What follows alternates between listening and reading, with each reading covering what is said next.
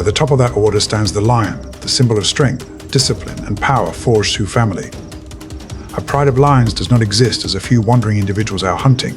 It functions like a true military unit, where roles are clearly assigned, loyalty is a condition of survival, and the throne is held by blood. When large prey, such as a buffalo, is brought down, the first law takes effect immediately. The dominant male eats first. Whether he directly took part in the hunt or not, the privilege of the one holding the throne is never questioned. To protect this rich source of nutrition and the future of their bloodline, the males form brotherhood coalitions, patrolling tirelessly like a living wall of steel, driving every intruder away from the invisible boundary of power.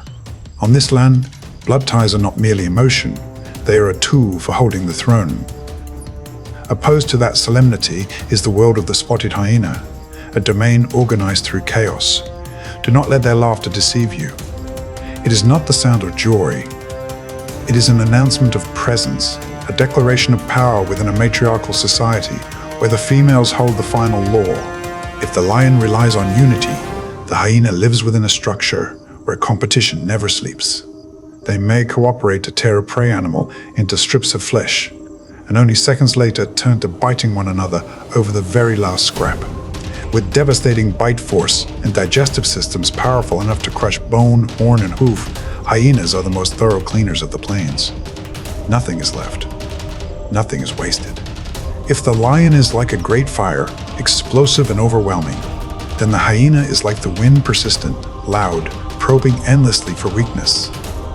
The war between those two dynasties has never been merely about food. It is a campaign of mutual destruction to prove who has the greater right to stand longest on the savannah. Then between those two worlds lies a third dynasty that chooses to rule through silence, the leopard, the ghost of the savannah. No pride, no allies, no one guarding its back. Its strength lies in solitude, yet that solitude is also its fatal weakness. A small scratch can become a death sentence when there is no one to share the burden. So the leopard does not hunt with the frenzy of the hyena. It measures distance inch by inch, reading the terrain like an architect of survival. When it strikes, the prey often never understands what has happened. And to keep its prize from opportunistic thieves, it performs what no other great predator on the plains does better, hauling a carcass nearly twice its own body weight into a tree. To the leopard, the acacia is not a plant, it is a fortress. If the ground is a chessboard full of the traps of lions and hyenas, then the branches are the only square that allows escape from a losing move. Its flexible shoulders, fast twitch muscles, and collarbone-free structure, unlike other big cats, were all shaped to open a gate to the highest level of the savannah. But that fortress cannot protect it forever. Every time it must descend to drink, move, or change hunting ground, the clock of survival begins counting down again.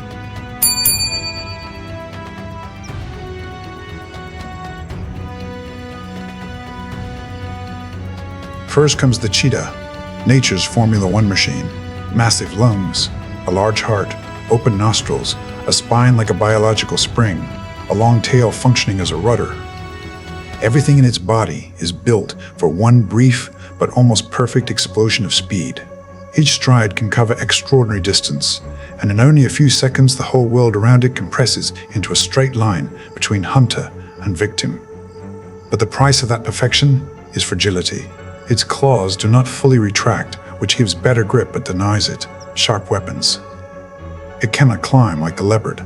It cannot defend itself like the lion. After a short chase, its body temperature surges and it nearly collapses, needing time to recover. It is precisely at that weakest moment that stronger thieves arrive to rob it. On the savannah, the winner of the chase is not always the one who gets to eat. And for the cheetah, that is the repeated tragedy of a creature born to be faster than everything else, yet never allowed a single mistake. The mortality rate of cheetah cubs is extremely high, mostly because of hyenas and larger predators. So every lesson in hunting is also a lesson against extinction. If the cheetah is velocity, then the African wild dog is collective intelligence in its purest form. They do not need to be the fastest species. They only need to force the prey to run out of breath first. A pack of wild dogs moves like one body with many legs. When one individual tires, another takes its place. Sound, eye contact, position, stride. Everything in the hunt is part of a network of coordination. They do not pursue with a short burst of violence, but with the endurance of a drawn-out sentence. When the prey finally falls, the feeding is rapid, because lions or hyenas can appear at any time. Yet the most astonishing thing is not the moment of the kill. It is what comes after. The pup still at the den, the nursing females, the injured individuals are not abandoned. They are fed by regurgitated meat, by a society that places sharing at the center of its structure. Few large predators on this continent live by such a strong internal ethic.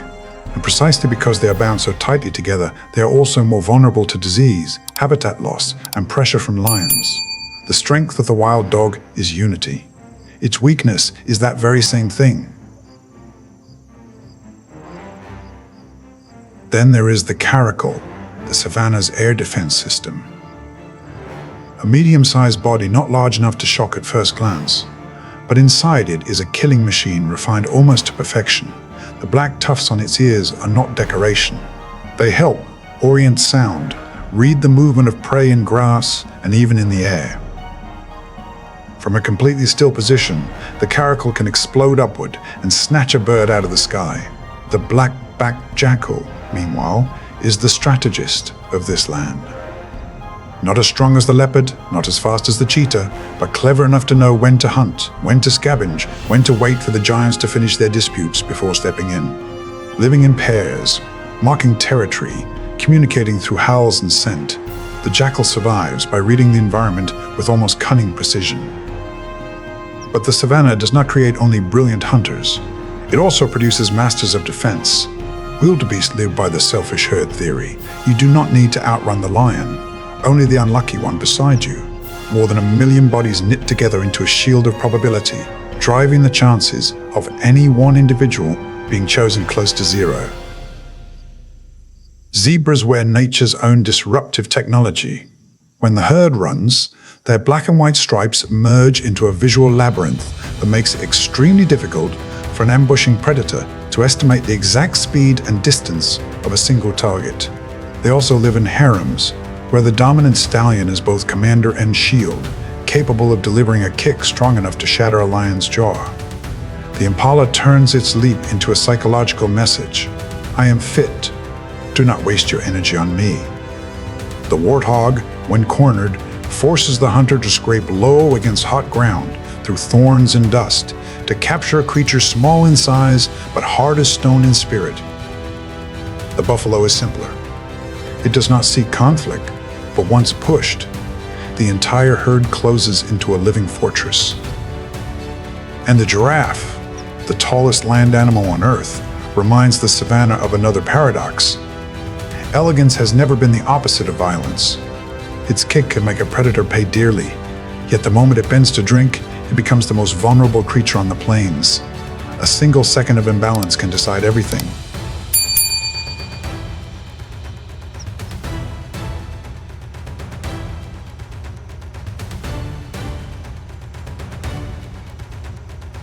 As the heat continues to tighten its grip, even the wells dug by elephants begin to fail. The scent of distant water draws the herds away from the last scraps of safety and pulls them down toward the lower reaches of the Nile. But on this continent, a glittering surface has never meant peace. It is often only a thin skin stretched over another law, a world where the victor is not always the strongest, but the one who knows how to wait.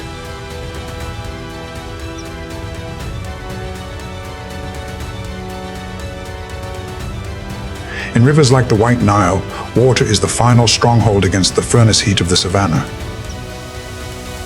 The hippopotamus, the river's bulky giant, spends most of its life submerged to shield its sensitive skin from the sun. Yet that lumbering form is a dangerous illusion. In water, hippos can surge forward with astonishing speed, fast enough to reduce an intruder to mangled flesh before it fully understands what has crossed its path. Drought forces the hippo into a cruel compromise.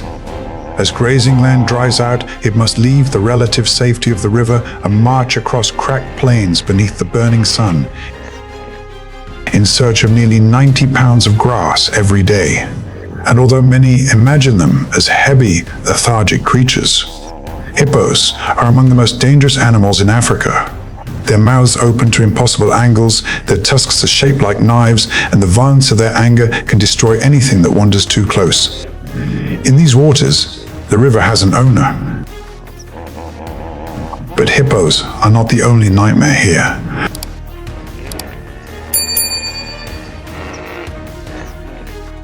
Nile crocodiles still line the banks like armored statues from another age. After large meals, they bask under the sun, not to rest, but to transform their bodies into biological furnaces, activating stomach acids powerful enough to digest almost everything from flesh and skin to hoof and bone. Lying side by side, they share heat, turning the riverbank into an immense engine of slow destruction. They're capable of sleeping with only half the brain at rest, while the other half remains alert, reading the slightest vibration in water and air. They seem motionless, yet every second, their nervous systems are tracking pressure, movement, and the smallest shift in the world around them. That stillness is not laziness. It is power, compressed and waiting for its moment.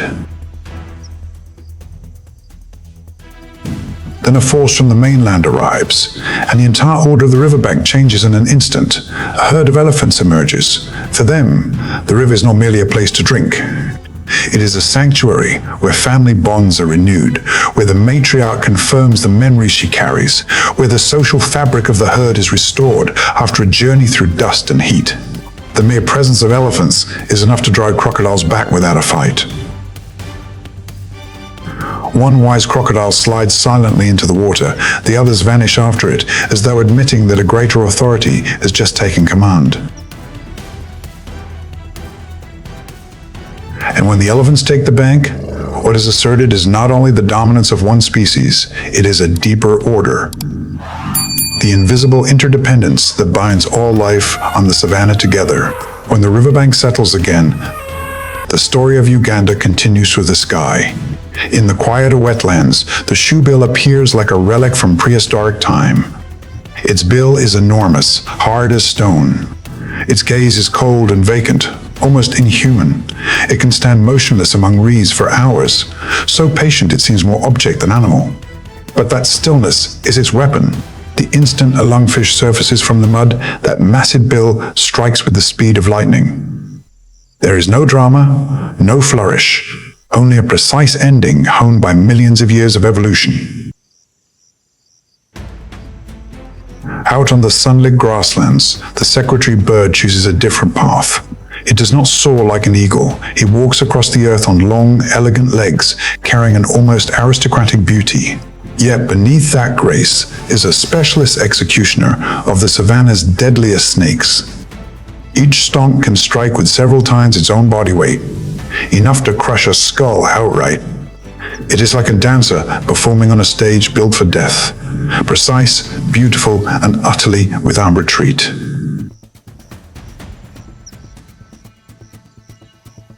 Higher still circles the African fish eagle, its cry spiraling through the sky like the voice of the continent itself.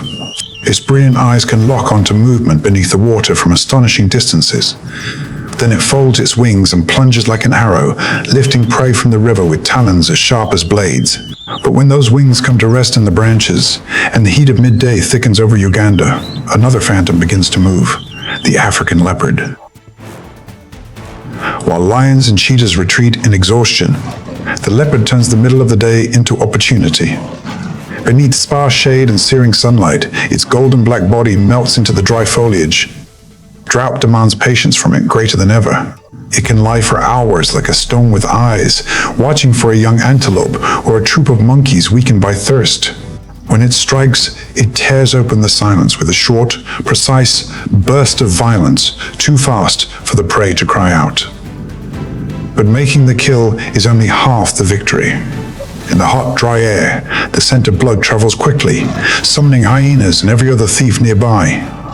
Without hesitation, the leopard must haul its kill into the branches, suspending its meal above the world below. On this land, survival is not only about taking food, it is about keeping it. In Tarangire, the dry season does not arrive in a single clear instant. It comes with a slow retreat of water. First, the smaller pools vanish. Then the grass loses its color. Then the river begins to shrink, exposing a ribbon of pale sand like bone. Only when every creature that depends on it is dragged toward the same narrowing source does the truth become undeniable. The dry season has taken full command. The Tarangire River becomes the last artery of an entire region. As surrounding waterholes evaporate beneath the sun, thousands of creatures are left with no choice but to converge here. What was once a source of life becomes a stage too small for too many mouths, too many bodies, too many hungers, thirsts, and instincts for conflict. In the remaining mud pools, an old and brutal authority still holds on: the hippopotamus. They are almost imprisoned inside what was once their kingdom.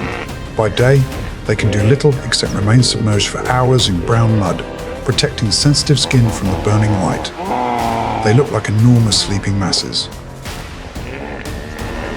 But that silence has never meant gentleness. Only when darkness falls, when the air softens slightly, do they leave the water to feed, dragging smooth pathways across the grass. And even in the harshest season, the hippo continues to nourish the ecosystem in ways few others can. Its waste returns nutrients to the water, helping aquatic life endure the season of depletion. A massive, violent, unpredictable beast is also one of the quiet sustainers of the world around it. On the savannah, paradox is not an exception. It is the rule. Then larger shadows appear along the sandy banks. Elephants, the wisest inhabitants of the dry lands. They have crossed dozens of dusty miles each day beneath the leadership of the matriarch, a creature carrying in her memory a map invisible to the eye. Before them, the Tarangire is now nothing more than a white strip of sand with no visible drop of water left on its surface. But what other animals read as emptiness? Elephants read as a riddle with an answer. The water still exists. It has only retreated downward. And with trunks filled with strength and tusks like living digging tools, the herd begins to excavate. Sand flies upward. One layer after another is cleared away until damp mud appears. Then groundwater seeps upward like a miracle summoned by memory. These self-made wells do not save the elephants alone. When the herd moves on, it leaves behind tiny oases where antelope, zebra, birds, and countless other creatures can fight for a chance to drink. The elephant has never been only an immense body. It is an engineer, a guide, and a keeper of hidden lifelines for an entire dying land. But once water appears, death appears with it. Any place that concentrates life becomes a rendezvous point for predators. And in Tarangire, that truth is laid bare without disguise. The heat warps the horizon. Dust hangs in the air as though time itself has thickened. That is when other creatures begin to speak in their own language. Tarangire is not only the battleground of large mammals, it is also a world of birds. The ostrich strides like a machine built specifically for emptiness. It cannot fly, so all power has been concentrated in its long, muscular legs. Height gives it the vision of a watchtower, and a speed of more than 40 miles an hour allows it to outrun most threats on land. If the ostrich is the largest bird, then the Cory bustard reminds us that even flight comes at a price. Heavy, slow, almost reluctant to take wing, it survives through a philosophy of careful energy use. Every step across the cracked ground, every peck for insects and reptiles, becomes a declaration that not every species needs speed to win. Some endure by moving so cautiously, but Tarangire is not only the story of contraction, it is also the story of waiting. The whole land seems to hold its breath, stretching endurance as far as it can until the sky changes color. If the lion is what human beings most often imagine when they think of African power, the elephant is the force capable of rewriting the landscape itself. A fully grown African elephant can weigh well over 13,000 pounds, neither fast nor elegant, but a living wall almost impossible to move. Elephants are called a keystone species not because they impress, but because without them, The grassland would collapse in ways human eyes would never immediately predict. Every day, an elephant consumes enormous quantities of vegetation, uprooting trees, breaking branches, opening clearings for grass, creating feeding ground for countless herbivores. Elephants do not merely live inside the ecosystem, they build it. Yet what makes them one of nature's deepest beings is not just their size, it is memory. The matriarch is not only a leader, she is a living map. She remembers where water once stood years ago, remembers old routes, remembers which direction to turn when drought becomes unforgiving, remembers how to lead her family through seasons that destroyed others. And the memory of elephants is not only ecological, it is emotional. When passing the bones of one of their own, they stop and touch the skull with their trunks in a gesture that resembles mourning. On a continent where many creatures live quickly, die quickly, and are stripped away from the earth quickly, elephants still leave behind a silence that feels almost sacred. Their grief is not metaphor. Under another law of water, the hippo holds its own place. It may look heavy, awkward, almost absurd to eyes that have never stood near one in rage. But that is a dangerous illusion. Its bones are too dense for it to swim in the way people imagine. Instead, it walks or bounds along the riverbed like a giant astronaut in an in-between world that belongs neither fully to land nor fully to water. Its skin is so sensitive that it must coat itself in a red-pink secretion, its so-called blood sweat, to protect itself from sunlight and infection. Its tusks, nearly half a meter long, and its impossibly wide gape are not decorative threats. They are sufficient to tear apart almost anything foolish enough to cross into water claimed by a hippo. At night, one can consume dozens of kilograms of grass. By day, its waste enriches the entire aquatic system. So, the hippo is not only the tyrant of the river, it is also one of its hidden providers. On land, the lioness embodies a different form of power. If the male is often imagined as the emblem of the throne, it is the female who serves as the true spine of the pride. She hunts, she nurses, she holds the pride together. She performs the hardest tasks at the hardest times. A mature lioness is powerful not only in muscle, but in her ability to read the wind, divide the formation, act as distraction, cut off escape, and bite exactly where it matters. Lionesses live together as sisters, mothers, aunts, grandmothers, a blood bond transformed into strategy. And when the pride targets buffalo, it ceases to be one predator facing one herbivore. It becomes an entire social structure confronting a fortress that knows how to fight back. It is coordination that allows a 265-pound predator to bring down something many times its own mass. The instant the lions reveal themselves, the savannah changes face. The earth begins to shake beneath pounding hooves. The buffalo do not explode into panic. They turn. Calves are driven inward. Great heads lower in unison. The herd becomes a living barricade, an army with no formal training.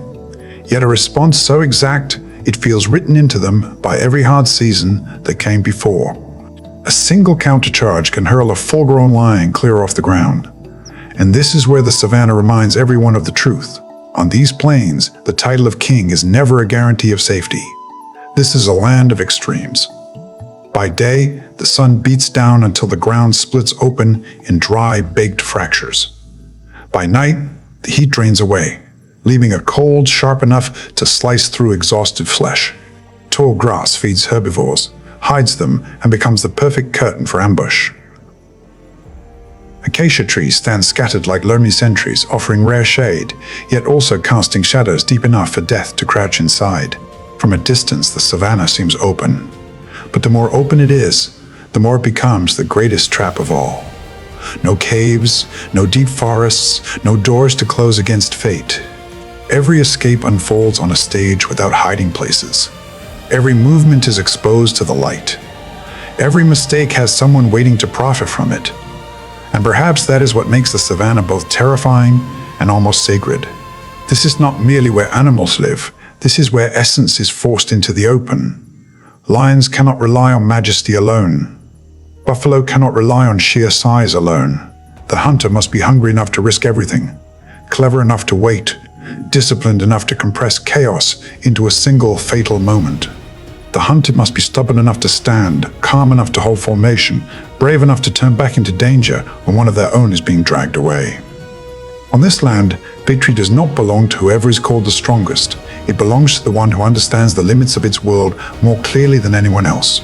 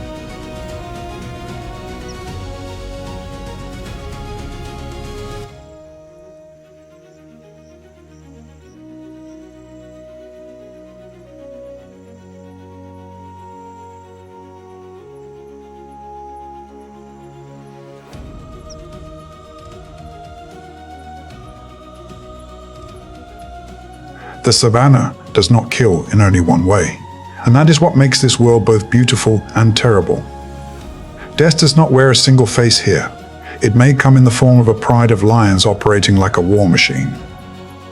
It may arrive on the silent feet of a leopard, so soft that even the grass has no time to bow. It may explode like a bolt of lightning through the body of a cheetah, then vanish seconds later because the creature has nearly burned itself alive with speed.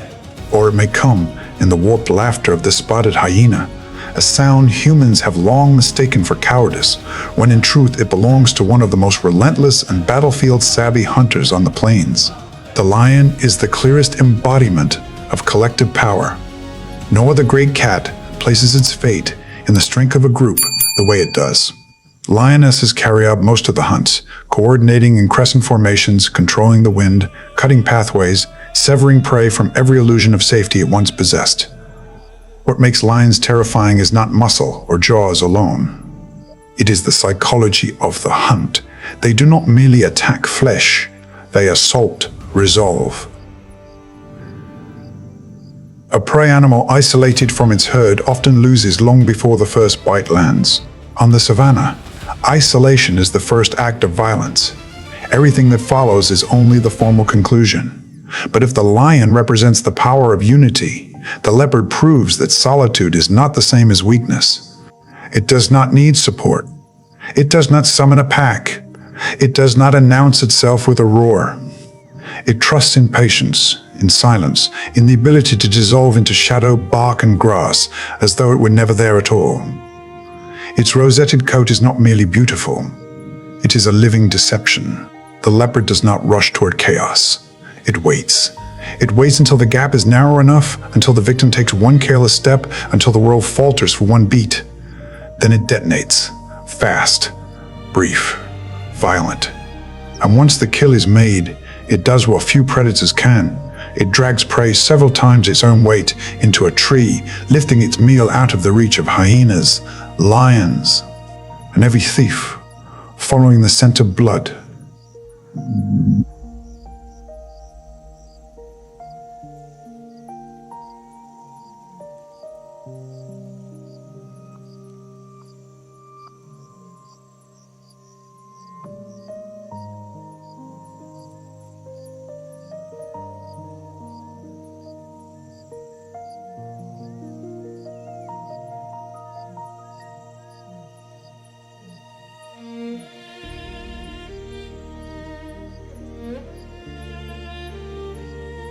Leaving Uganda does not make the story gentler. It only changes its colors. If the savannah is an open stage where every creature is exposed to the light, then Borneo and Sumatra are kingdoms of green darkness, where the canopy is so dense that sunlight must tear through layers of leaves before it ever reaches the ground. Here, power is not always declared by a roar. Often, it is held in silence, in memory, and in the ancient trees that carry the fate of entire generations inside their hollow trunks.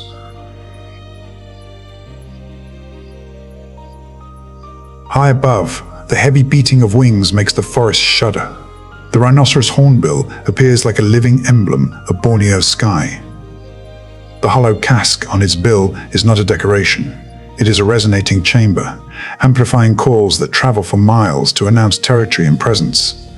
Their lives are tied inseparably to ancient trees with natural cavities. When breeding season begins, the female seals herself inside the nest with mud, remaining in darkness for weeks while she molts and raises her young. Outside, the male shoulders everything. He must gather food, stay faithful, and endure long enough to carry an entire family through its most fragile chapter. By eating large fruits that smaller birds cannot handle, hornbills become master sowers of the forest, scattering seeds far and wide, beginning quiet acts of rebirth across the jungle. Step away from the open plains and into the rainforests of South America, and the rules of danger change instantly. Here, death does not always arrive in visible pursuit. It drifts through leaves, clings to bark, and waits in silence so complete that sometimes only a pair of eyes reveals it at all. In this green labyrinth, the margay is a small ghost, almost born from the darkness itself.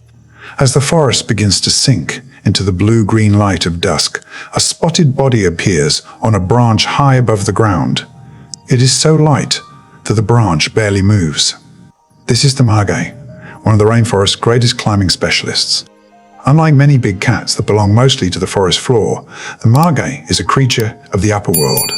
Its body is designed for height, flexible limbs, gripping paws, a long balancing tail, and ankle joints capable of remarkable rotation that allow it to descend tree trunks in ways that seem to defy common sense. The margay does not need display. In a dense rainforest, the true winner is not the largest predator, but the one that can vanish most completely. A sleeping bird does not know that only a few feet away, in the darkness of the leaves, a hunter's large round eyes are fixed on it. A squirrel leaps too carelessly. A tiny opening appears between two branches. For the margay, that is enough. Up in the canopy, safety and death are separated by only the smallest mistakes. One misjudged leap, one failed grip, one branch too slick. Yet the margay does not merely survive up here. It belongs here. It crosses branches as if walking along private bridges suspended above the forest, moving through a vertical world that many predators can only look up at. But what truly turns the margay into legend is not how high it climbs.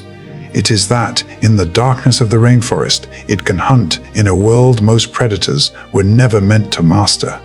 A slight movement flashes through a cluster of leaves. Instantly, the margay lowers itself against the branch, every muscle freezing into total concentration. Then it springs. Not with the brute violence of a jaguar, not with the crushing power of a larger cat, but with speed, precision, and total control. The strike takes place above the forest floor, in a world of swaying branches where even a small sound can shatter the silence. The margay is proof that the rainforest has kings of its own. It is just that their thrones are not set on the ground. They hang between branches, suspended high in the canopy, where only the truly adapted can rule. And when night deepens, and the margay melts back into leaf and shadow, it is as though the forest has closed itself around one more secret. Only silence was worthy of keeping. In the rainforest, not every empire is built with claws, teeth, or venom.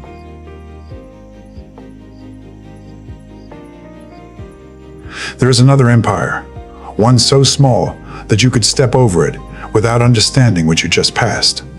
Across the damp forest floor, through roots, leaf litter, and shadow, leaf-cutter ants operate an ancient agricultural civilization, one perfected by nature long before humans ever imagined farming.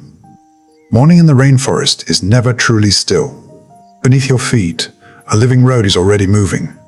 Lines of leafcutter ants stretch forward in endless procession, each one carrying a fragment of green above its body like a tiny banner. From a distance, the scene looks almost impossible.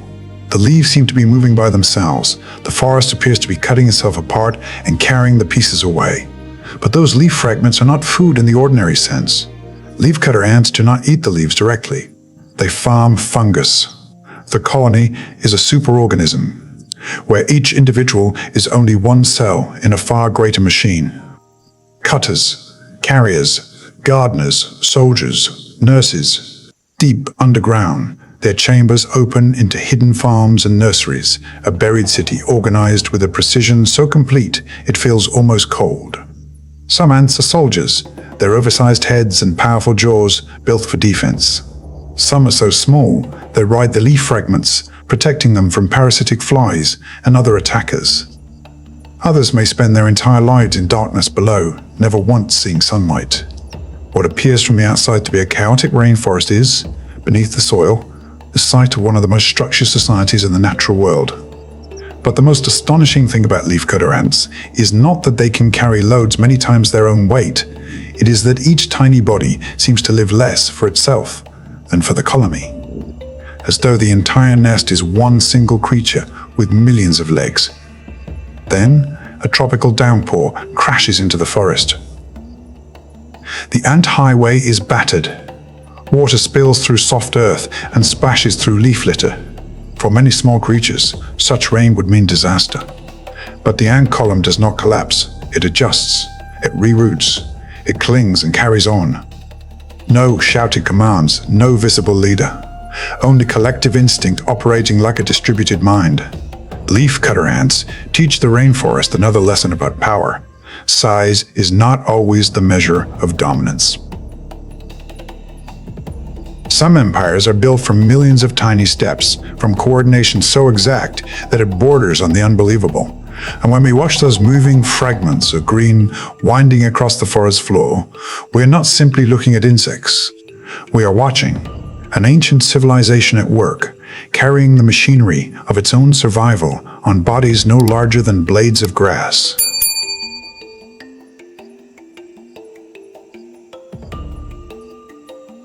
In the rainforest, the most dangerous things are not always the largest.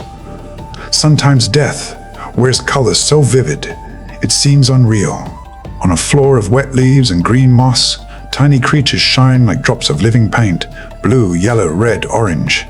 They are so beautiful they almost seem made to brighten the forest. But poison dart frogs were not born to be admired. They were born to be remembered, do not touch. After rain, the forest floor exhales the smell of wet soil, leaf rot, and plant resin. Between twisted roots, a tiny frog appears. It is only the size of a few fingertips, but its skin blazes with color so bold it feels almost defiant. In nature, bright colors are rarely innocence. They are warnings. A language written directly onto the body. Poison dart frogs do not run fast. They have no claws, no fangs, no crushing bite. Their defense lies in their skin. The toxic chemicals many predators learn to fear after only one mistake, if they survive long enough to learn at all. Yet behind the image of a poisonous jewel lies a life more delicate than many realize. These frogs depend on humidity, on rainfall cycles, on microhabitats so finely balanced that even slight change can unravel them. Some poison dart frog species show extraordinary parental care. A mother or father may carry tadpoles on his back, climbing slippery bark and wet stems to deliver them to small pools trapped inside leaves or tree cavities. For a creature so tiny, that journey is the equivalent of crossing a vast and dangerous world. But what makes poison dart frogs truly astonishing is not merely the toxin on their skin. It is the fact that a creature so small can force the entire forest to respect distance. A small snake glides over the leaf litter, tongue flicking, testing the air. It notices movement. A bright body lands on a wet leaf. For a moment, the encounter looks easy to predict. But the rainforest never respects appearances. Young predators can pay dearly for underestimating beauty. And through such hard lessons, the forest learns to read color like a language. The poison dart frog proves that power in nature does not always belong to size. Some warnings are written in brightness. Some fortresses are built from chemistry. Some of the smallest creatures in the forest become among its most unforgettable symbols. And when the last raindrop slips from a leaf and the little frog vanishes once more into the wet green darkness, the forest closes around another radiant secret. A secret so beautiful it invites touch, and for that reason becomes all the more dangerous.